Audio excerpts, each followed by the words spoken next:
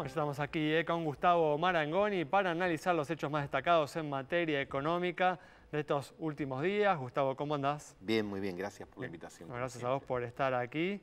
Y el gobierno obtuvo en estos últimos días la aprobación de la Ley de Emergencia Económica que pone en marcha, ¿no?, su estrategia inicial para hacer frente a los problemas de la economía argentina. ¿Qué impresión, ¿no?, tenés acerca de esta estrategia que ha elegido el nuevo gobierno? Buscar robustecer la caja, obviamente, digamos.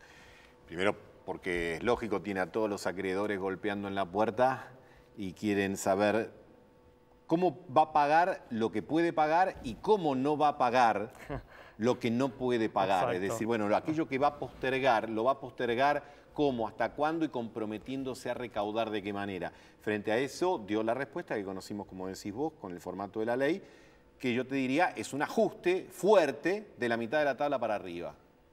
Exactamente. Para sí. arriba, en la parte de arriba no hay tanto drama. Para la mitad, que ya viene de alguna manera más estresado, vamos a decirlo con lenguaje navideño, bueno, va a haber que estar permanentemente atento a las reacciones porque obviamente cuando es el momento de pagar más no le gusta a nadie, al que tiene capacidad de pago, al que tiene menos capacidad de pago y al que está más complicado. También, Gustavo, se ha manifestado, ¿no?, la intención de detener la caída de la actividad económica que ya va a cumplir, ¿no?, 2 años de caída del PBI 2018 y 2019. ¿Crees que este paquete va a poder cumplir con ese objetivo? Veremos, porque el paquete es, si los cálculos de los que más o menos están siguiendo el tema de cerca son certeros, se está hablando de un impacto de 1,5 y 2 puntos sobre el producto, digamos, que pasa del sector privado al sector público. Abajo, en la base de la pirámide, va a tener un efecto reactivante, pero es dinero que se va, ya sabemos, a compra de alimentos, básicamente. Claro, exacto. De la mitad de tabla para arriba, en el que tiene capacidad de ahorro, no tiene ese efecto reactivante. Tiene un efecto, digamos, uno puede decir... Pero la idea, digamos, es sacar ingresos de los sectores que tienen más propensión al ahorro y desplazarlos o conducirlos hacia aquellos sectores que tienen mayor propensión al consumo, ¿no? Explícitamente. Y, por supuesto, insisto, el tema de la deuda, que yo creo que es el contexto que vamos a tener que ver cómo se resuelve. Si la deuda se resuelve en un plazo razonablemente corto, las posibilidades de que el paquete sea el comienzo de una reactivación aumentan. Si la deuda no se resuelve en un proceso corto, no. Y lo que vos señalás me parece que también requiere como un comentario. Así como Macri prometió lluvia de inversiones y terminar con la inflación así, y como diría Tuzán, puede fallar y falló, digamos, pero la gente lo juzgó por eso, Alberto prometió encender la economía. Entonces, me parece que cuando pasen los meses, el rasero con el que se va a medir el paquete, su gobierno y su gestión es por la capacidad o no de encender la economía, es decir, de ponerla virtuosamente en el circuito de la producción y el trabajo. El tema es también si se obtiene, ¿no?, una recuperación de corto plazo o si se pone en marcha un proceso de crecimiento sostenido al tiempo, ¿no? Buen punto, y volvemos a mi criterio al tema de la deuda. Si el tema de la deuda no se resuelve, vos podés tener una recuperación de corto para después caerte. ¿Por qué? Porque el nivel de inversión de la economía está en 14-15%, y es un 14-15% de una inversión y de una estructura productiva ociosa, pero también viejita, porque en la Argentina hace rato que no se invierte. Entonces, si vos no recreas las condiciones de confianza para que los niveles de inversión en los próximos años sean más altos, y para eso necesitas resolver razonablemente y amigablemente el tema de la deuda, vos no vas a tener recuperación en la inversión y por lo tanto no tendrías ese crecimiento sostenido. Gustavo, decías, puede fallar.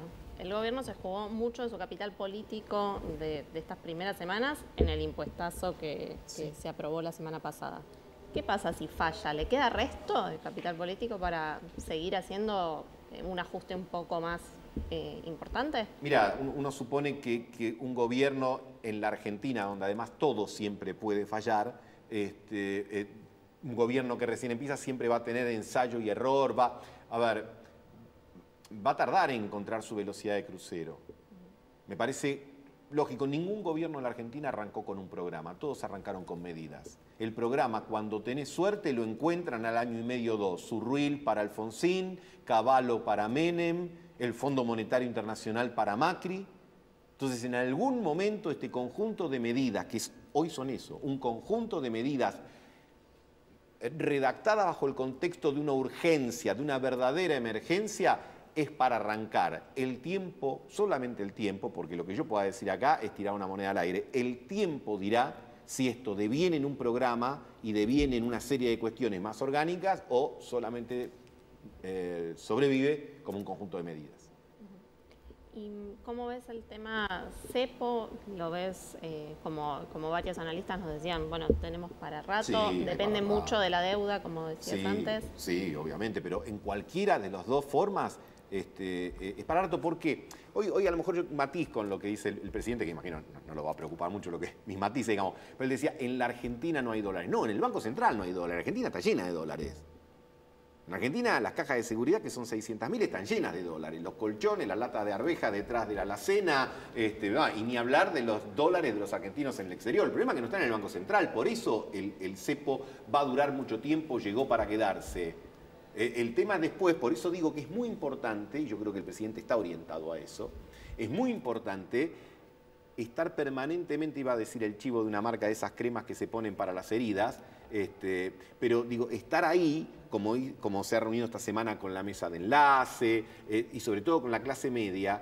¿Por qué? Porque hubo reacciones inmediatas. El día que se aprobó la ley, había un malestar en la opinión pública porque decían, che, ¿y el ajuste del sector público o de la política dónde está? Exactamente. Entonces lo que te digo es, no cometer el mismo error de Macri. Macri arrancó con una posición que era lógica, había que actualizar las tarifas. Y cuando la gente dijo, bueno, pasaba de 50 pesos a 200, esta era razonable. A 400 ya se empezó a desabrochar un poquito la camisa. Y cuando estaban en 2.000 o en 3.000 la factura, la gente te aspiraba y decía, pará gato, le decían, ¿no? Como la jerga. Bueno, yo creo que Alberto Fernández tiene que aprender de esa experiencia porque hay sectores que están al borde de su capacidad contributiva y como el gobierno recién empieza y necesita los instrumentos, le han dado la derecha.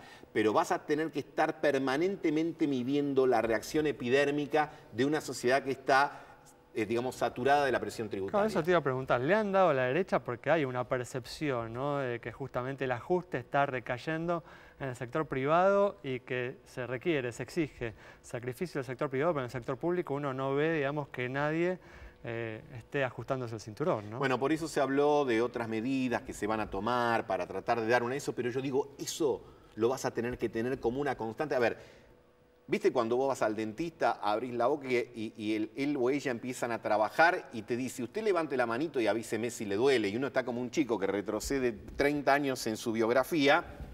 Generalmente ya arrancás con la mano arriba, porque siempre pensás que te duele, el solo ruido del torno te genera eso. Bueno, acá la sociedad va a estar igual.